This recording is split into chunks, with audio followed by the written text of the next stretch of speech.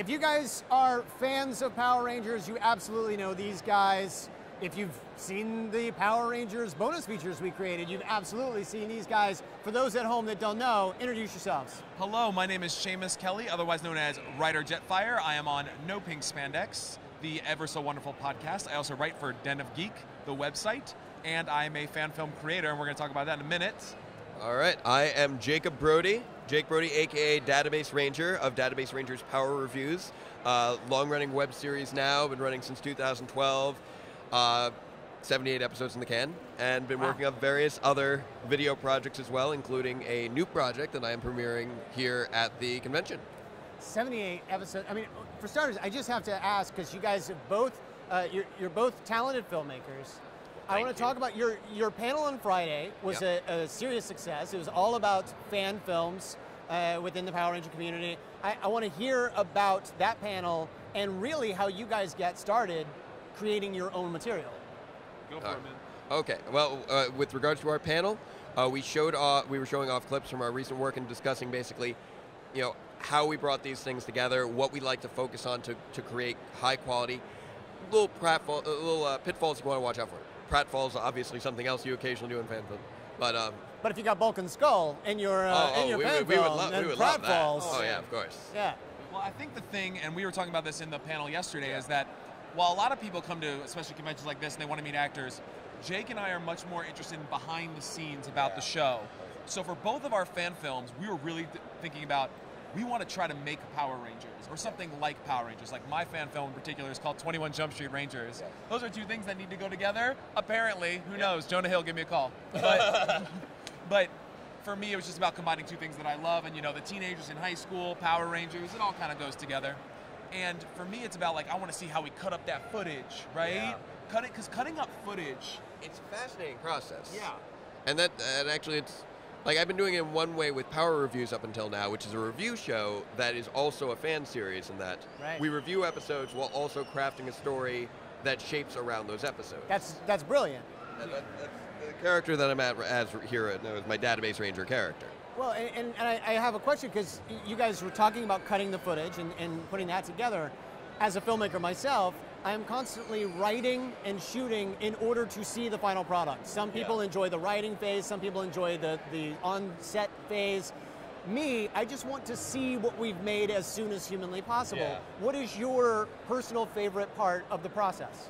I think for me, the whole process is cutting the footage together really quickly and having it like go from Japanese footage, English footage, Japanese footage, English footage, because that makes the connection between the two much closer. So like obviously people watching it know, oh hey, of course this is your Japanese, this is your real footage. Sure. But for the story, it helps to connect the two together. So it's almost like they were supposed to be together. Yeah. That's the thing for me. For me, it's like, you know, when you're like in the midst of it, sometimes it can be like, it can be rough. It's like, oh, I don't see the end in sight. Anytime that you start to make that big leap forward where it's like, the thing that I had in my head is this much closer to a reality, that's where it really gets fun. Like, you know, you've been brainstorming something and you're like, okay, I've got these ideas, and you're excited about these ideas, and then you start to write and you get a little, you know, a little uneasy, but then you finish the script and like, oh man, I got the script now. Okay, great. And now it's time to film. It's like, oh man, I gotta get the people together. But then you're actually filming it and they're all having fun. It's fantastic. And then you're editing it. It's like, oh man, this is such a slog. But then you start to see it all coming together. And every time along the way, when you start to see things coming together, that's always that great feeling that you are working towards, that you're trying to make happen.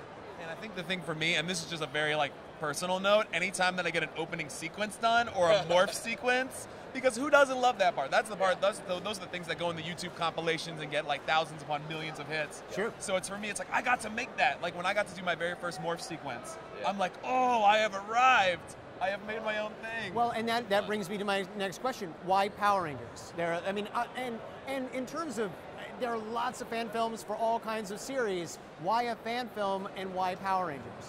I mean, I think the thing for me, and it was also 21 Jump Street for me, weirdly enough. Oh, right, that's true. Weirdly enough, is that it's such a, I mean, Jake and I both grew up on these shows, right? Yeah. But the thing for me, Power Rangers is such a unique, like, animal, is that it's like, I say this, for people who don't get it, like, I consider Power Rangers to be, from a production standpoint, the most fascinating show on television. Nothing else is produced the way Power Rangers is. And that process of adaptation of you're taking something that already exists and putting your own spin on it. And that's really what storytelling always is. Every story exists. You're just taking a story that exists and putting your own spin on it.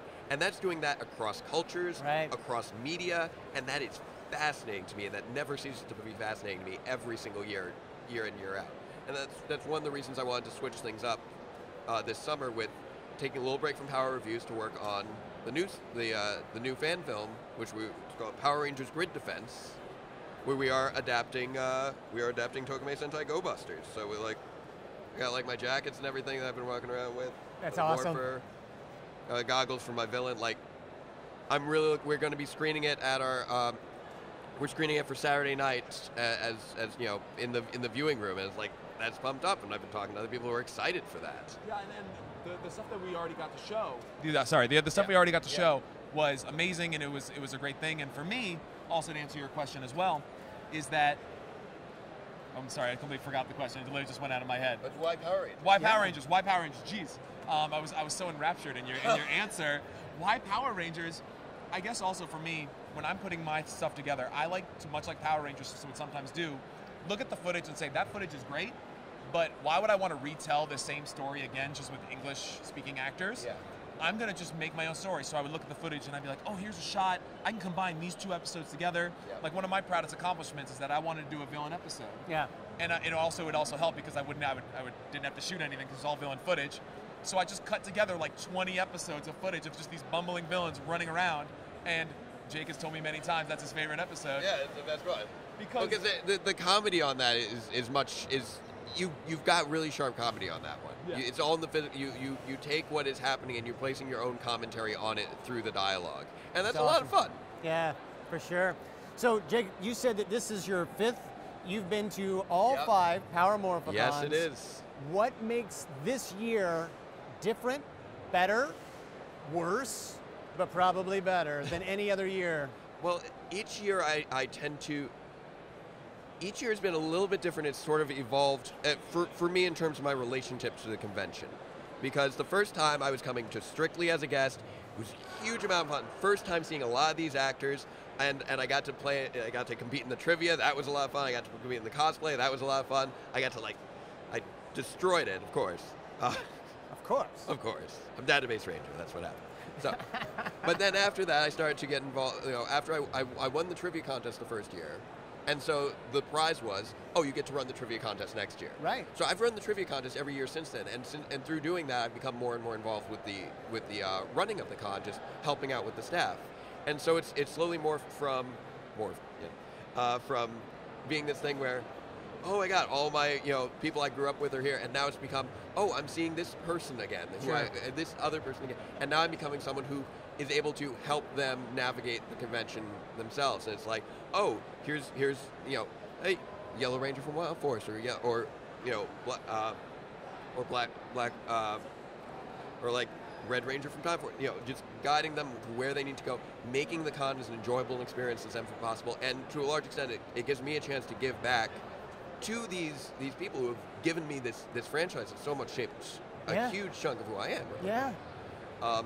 So being able to kind of like slowly step it up, whereas I start seeing fewer and fewer bits of like panels and things like that, and being less of a spectator and more of an active participant in it, it's been an interesting evolution for me, going through the 5 different conventions. Well, is there anything that you guys, when you step into the doors of Power Morphicon for the first time each year that it's around, is there anything that you're looking for specifically? Is there anything that you want to have happen over the course of that weekend that just makes that weekend experience for you? I'll tell you right now, as much as actors are great, I always want to find the behind-the-scenes people. Because they don't normally go to other conventions. Yeah. This is the only place where you can meet like a writer from the show, a producer, a prop person, that kind of like Greg Aronowitz is always amazing to talk to. Always fantastic to talk to.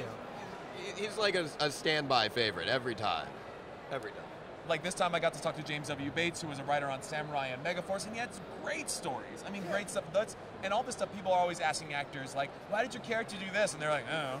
Yeah. But the writer knows. And then the producers, they know. And that for me, especially as a writer myself, as a content creator for fan films myself, that's the stuff where I'm like, okay, that's what I want to learn, like how they did this, how they wrote this. Yeah. I mean, you talk about you're always asking people like Jackie Marchand or John Telligan or Mark Litton or anybody. You talk to these people like, how did you make this? Like, how did you cut this footage together? And some of them would say they would give us a bunch of episodes to choose from. Sometimes they would all break it out together. Yeah. And again, like I'm gonna back you up, like what you were saying earlier. The whole process of how Power Rangers is put together is one of the most craziest. People do not give Power Rangers enough credit. And they don't, because they just say, oh, it's a cheesy show, they take footage from Japan, and it's like, you don't understand, especially if you look at even all the other shows. Yeah. Right. Like all the other wonderful shows that Shout Factory's put out on DVD. Like VR Troopers and Big Bad Beetleborgs. You look at those two and you're like, this is insane. It is, it's crazy. And we're lucky in that we've made the experience for ourselves in a way. Like very few fans have tried to do what we've done. Yeah.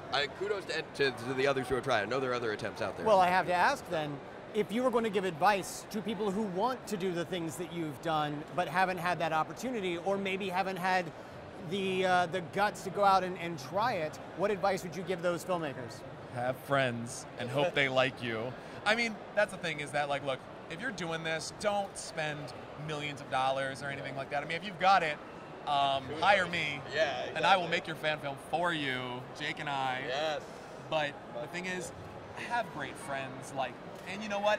Make it be fun for them too. Because if you're just sitting there being like, all right, and action, no, don't do it again. Like, make it be fun, and make it a collaborative process. Honestly, I think the thing, and I'm writing up a whole blog series about how I did 21 JSR, is that it has to be collaborative and it has to be fun. Right. Because otherwise, it's just sort of like, yeah, I don't want to do this anymore, or whatever else. You got to make it fun for everybody involved. And when you do that, they will start to become as invested in your work as you are. Like, I was shocked. We're working on Power Rangers Grid Defense this summer. Like, there are people who I'm working with actors who have never seen Power Rangers. Like, I held auditions, brought people in. I didn't know these people. They didn't know me. They didn't watch Power Rangers. They didn't know anything.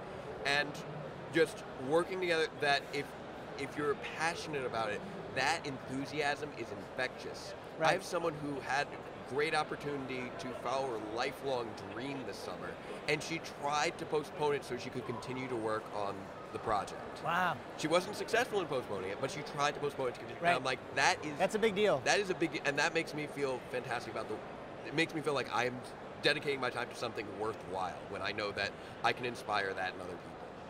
And here's the thing for me also, and this is true about any creative thing, whether it be writing or directing or anything. It's okay if the first try sucks. Yeah. That's the big thing. So many people don't try because they're afraid it's going to suck the first time. If you go and watch 21 Jump Street Rangers, the first couple episodes are pretty weak. Yeah. They're pretty weak. They're very me clearly learning to direct and to write. But the thing is that as I didn't let that stop me. It's a huge learning curve. And then by the end, I thought that it got pretty good. Yeah. But I wouldn't have done that if I said it has to be perfect right off. There's too much focus on that for a lot. I think a lot of fan film, people who attempt fan films, not the people who create them, but the people who attempt them, a lot of times they get caught up in the pre-production hype of it. They get caught up in wanting it to be perfect. Sure. And they get caught up in this being the first type of project of this type they've ever done. And then it becomes overwhelming. They can't follow up on what they're trying to do, and once they hit their first snag because they've never tried this before, then they back off and they don't get to see it through to completion. Yeah. Try things out. If you don't think you're ready for doing a full like a full-length movie, do a scene. Find out what it is that you really enjoy about production. Yeah. Do you want to do a fight scene with your friends? People do that all the time. Those are great little things where it's just like, okay, a dojo gets together and they all dress up in Power Rangers, they all fight. It's great. Or some people, they're like, I really want to delve into this character, and then you don't even have any action scenes at all. You focus on the character because that's what you love. Sure. Or you focus on, like with 21 JSR, the process of editing it together. And if that's what you find fascinating, a fan film is an expression of your love. Find what it is about it that you love, that you would love to work on. Yeah. Focus on that. And then build from that if you really want to go whole hog. So I have to ask one last question. Tommy, let's just say he wanted to customize his helmet at some point in time. You know, upgrade it, paint a silver stripe on it. Is he allowed to do that? Yes. I'd say definitely within his own coma fantasy at the very least. Yeah, he should be allowed to do that. In his own coma fantasy, he can do whatever he wants. I mean, Silver Stripe for life. I mean, he can come back with a silver stripe. Yeah, no, he can. In a minute. In a minute. If he wants, like, well, let me put it this way. Through Power reviews, I have come up with plenty of in-universe reasons for that silver stripe being able to exist. I'm just saying, he's doing the work. Yeah. I was able to explain away like why Corinth looks like F-Zero in Super Mega Force. We can deal with the silver stripe if need be. I think we can deal with the silver stripe. Guys, I want to thank you both. Thank you Shamus, so Jake. much. Enjoy the rest of the convention, and you guys enjoy the rest of the show coming up. 21 Jump Street Rangers. Let's do this.